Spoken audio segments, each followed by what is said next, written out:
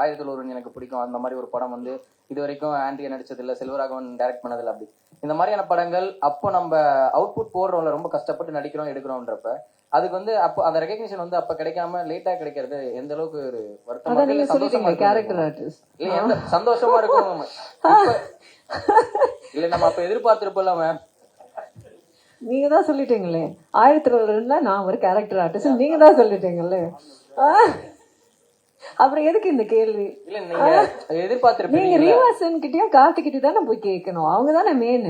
நான் character artist தானே, என்கிட்ட வந்து கேட்டா எப்படி? ஒரு கேரக்டர் ஆர்டிஸ்டா நீங்க எதிர்பார்த்திருப்பீங்கல்ல இந்த அவுட்புட்டுக்கு நம்ம ரெஸ்பான்ஸ் இப்படி வரும்னு சொல்லிட்டு. அந்த ரெஸ்பான்ஸ் அப்ப கிடைக்காம லேட்டரா கிடைச்சது. அதான் நான் சொல்லிட்டேன், கேரக்டர் ஆர்டிஸ்டுக்கு அந்த மாதிரி ரியாக்ஷன்ஸ் யாரும் கொடுக்க மாட்டாங்க, ஃபீலும் பண்ண மாட்டாங்க.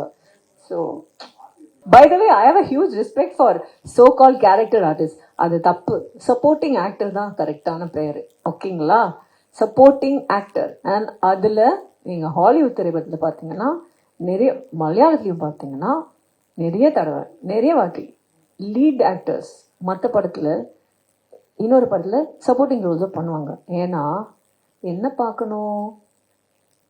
ரோலை பார்க்கணும், அதுதான் முக்கியம். அந்த சப்போர்ட்டிங் ரோலுக்கு அவங்க அவார்ட்ஸை வாங்குவாங்க. நிறைய வாட்டி நடந்திருக்கு. ஆனால் தமிழ் சினிமாவில் மட்டும் நீங்கள் இப்படி கேரக்டர் ஆர்டிஸ்ட் அப்படி அப்படி அப்படின்னு சொல்கிறீங்க. அது ரொம்ப தப்பு actually. Because some of the best actors we have had in Tamil cinema are not lead actors, they are all supporting actors, இல்லைங்களா? பிரகாஷ் ராஜ், ஊர்வஷி மேம், மனோரமா மேம், அவங்கெல்லாம் என்ன லெஜெண்டரி பெர்ஃபார்மர்ஸ். பார்த்து என்ன சொன்னீங்க? நீங்க கேரக்டர் ஆர்டிஸ்ட் சொன்னீங்களா? Legend, they're all legends. அவங்க இல்லாம படமே நிற்காது. They are not lead actors, they are supporting actors, but their contribution to the film is so big. So எப்பவுமே கொஞ்சம் அந்த ரெஸ்பெக்டோட பேசு. கண்டிப்பா நானா எழுதுற ஸ்கிரிப்ட